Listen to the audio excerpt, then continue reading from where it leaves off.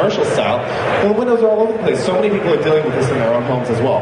Now, the reason for that is because the architect for this house designed the facade based on the rooms that were behind the windows and not necessarily an overall aesthetic for the facade. So we're left with this mess. And we're also left with this awful little entrance. This was one of those steps where the homeowner would come home, walk up the steps, unlock the door, walk down the steps, open the door, and then enter the house. It's not necessarily the most welcoming process. So here I am, and one thing I want to point out, this is my sketchbook. I bring it with me everywhere. It's in my bag right here. I always ask myself questions. It's the same thing as drawing what I see versus drawing what I want to design. I write down the questions first. I don't write down the answers. It's just because answers change over time. But the questions are really what are important in terms of how you approach a project.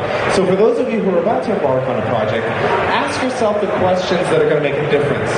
How do I circulate through the space? What do I like about it? What do I dislike about it? What am I going to do about this awful window? Don't necessarily write down the answers yet. The fact that my handwriting is completely illegible, even to myself, doesn't faze me. I still write down the questions.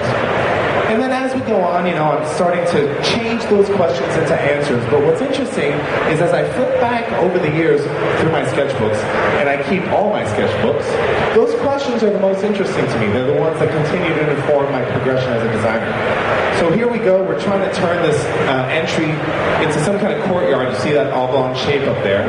It's starting to take shape. I'm starting to draw in some materials. It's a very slow, step-by-step process. And this was the final drawing right there, for those of you who remember. A little brick courtyard and a proper entryway.